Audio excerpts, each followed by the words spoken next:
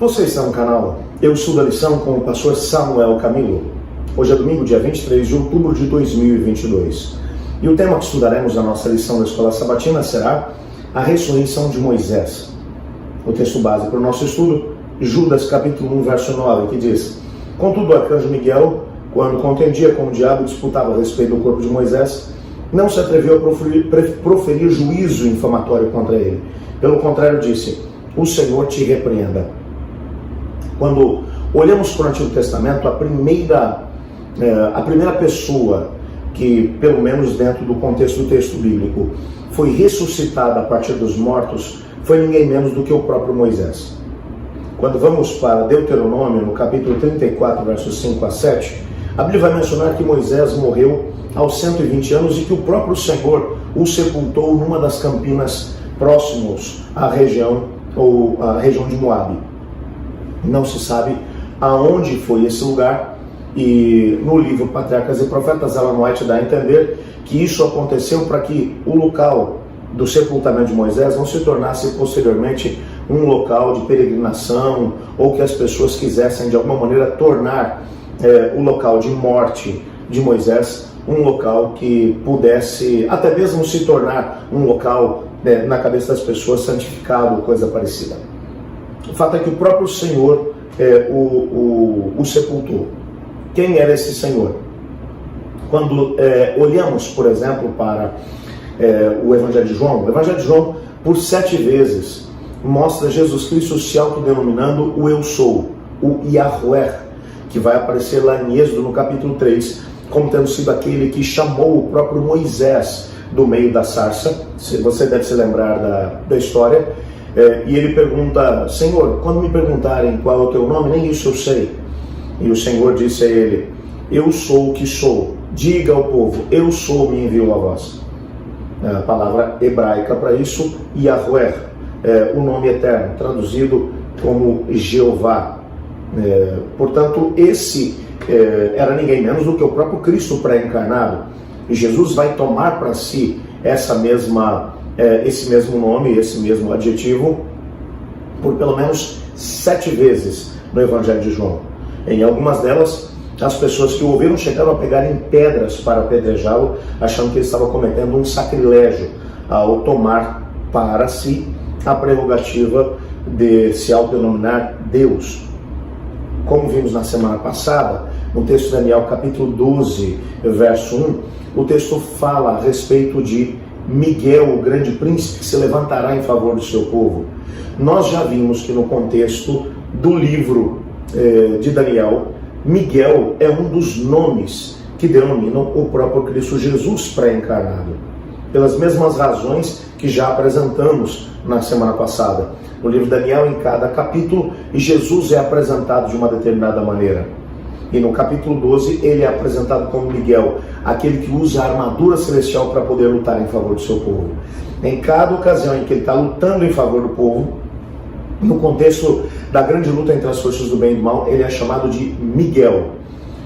Apocalipse 12 vai mencionar que a primeira batalha que aconteceu entre as forças do bem e do mal foi entre Miguel, o grande príncipe, e ao mesmo tempo o dragão, a velha cobra chamada Diabo e Satanás. Todas as vezes que ele se levanta para poder lutar em favor do seu povo, esse é o nome que ele utiliza. Sendo assim, o que sabemos é que aquele que havia sepultado Moisés por ocasião da sua morte foi ninguém menos do que o próprio Cristo pré-encarnado. É interessante que o capítulo 1, versículo 9 da carta de Judas vai mencionar que ele mesmo, o arcanjo Miguel, assim chamado ali, ele mesmo vem até onde o sepultamento havia acontecido algum tempo mais tarde, para contender com o diabo a respeito do corpo de Cristo Jesus. Comentando esse mesmo texto, Ellen White, no livro Patriarcas e Profetas, nas páginas 417 e 418, vai mencionar o seguinte: o próprio Cristo, com anjos que sepultaram Moisés, desceu do céu para chamar o santo que dormia. Pela primeira vez, Cristo estava prestes a dar vida aos mortos. Quando o príncipe da vida e os seres brilhantes se aproximavam da sepultura, Satanás ficou apreensivo com respeito à sua supremacia. Cristo não se rebaixou a entrar em controvérsia com Satanás, mas Cristo remeteu tudo ao seu Pai, dizendo: o Senhor te repreenda. A ressurreição foi assegurada para sempre. Satanás foi despojado de sua presa. Os justos mortos voltariam a viver. Você pode imaginar essa cena?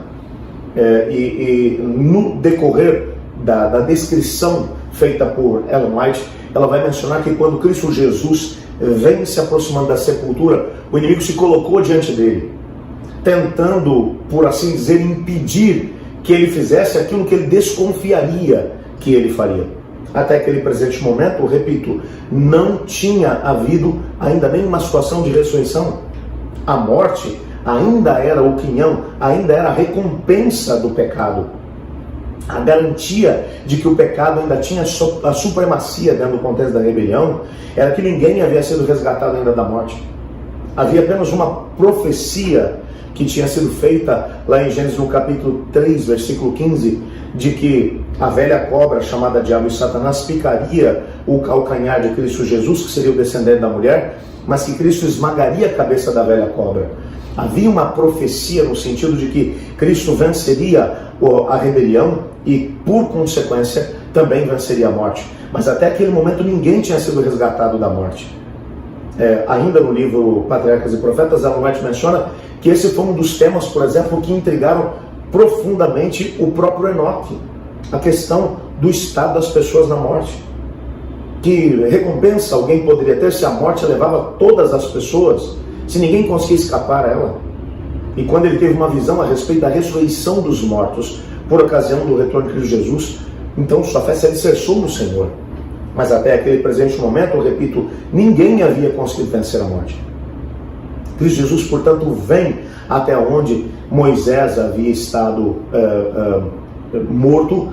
O inimigo se coloca diante dele e ele simplesmente coloca o inimigo para longe e, abrindo a sepultura, ressuscita o próprio Moisés.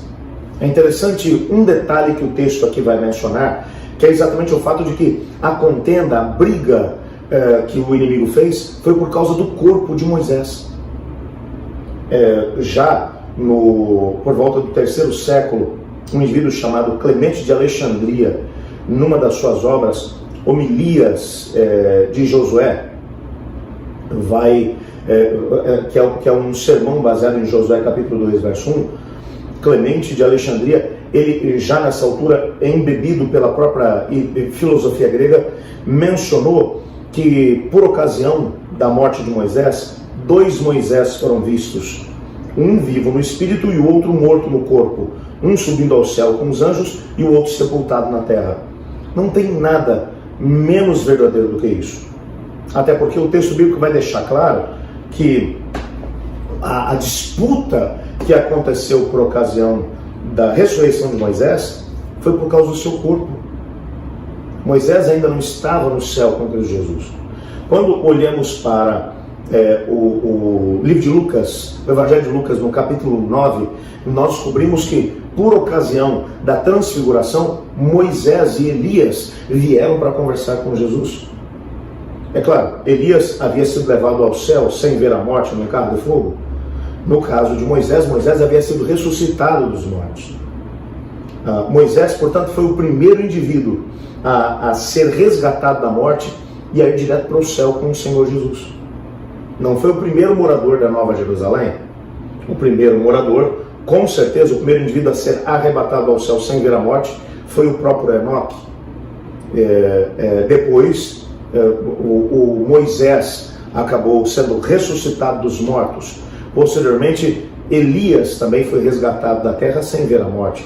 Mas o primeiro a ser ressuscitado dentre os mortos e ir viver com Cristo no céu foi ninguém menos do que o próprio Moisés. Moisés é, portanto, um símbolo daqueles que, mesmo passando pela experiência da morte, serão resgatados dela pelo Senhor Jesus. Assim como, no caso, tanto de Elias, como também de Enoque, que foram levados para o céu sem ver a morte, são um símbolo daqueles que passarão pela experiência dessa vida e serão resgatados da terra sem ver a morte.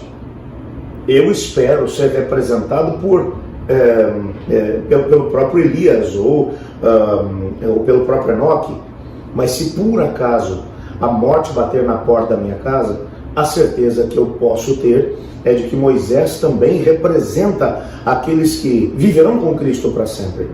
Quando o nosso foco principal é essa vida curta que temos para poder viver aqui, quando a morte bate na nossa porta, nós ficamos completamente desesperados.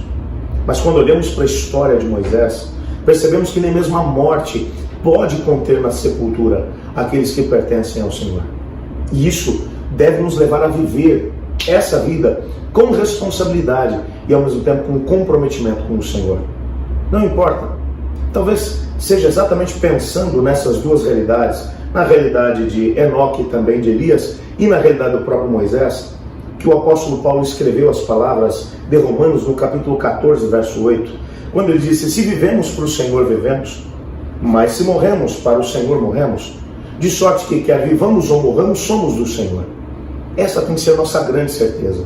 Não importa aquilo que acontecerá conosco nessa vida, o que importa é que nossa vida esteja no lugar mais seguro, nas mãos do Senhor Jesus. Se por acaso tivermos a oportunidade de ver o céu se abrindo e Jesus voltando em poder e glória, nós seremos transformados num momento levados para poder viver com Ele, sem precisar ver a morte. Mas se por acaso a morte ceifar alguns de nós, nós podemos ter a certeza, mesma que Moisés teve, a certeza de que o Senhor nos tirará da sepultura. Essa é uma grande, mas uma grande esperança. Vamos orar pedindo a Deus para que essa esperança aqueça o nosso coração. Obrigado, Senhor, por Tua palavra e porque nela descobrimos que nem mesmo a morte pode conter os Seus filhos. Nos colocamos em Tuas mãos, pedindo que nos ajude a viver para o Senhor, quer vivamos ou morramos. Pois em nome de Jesus oramos. Amém. Eu estudo a lição. E você?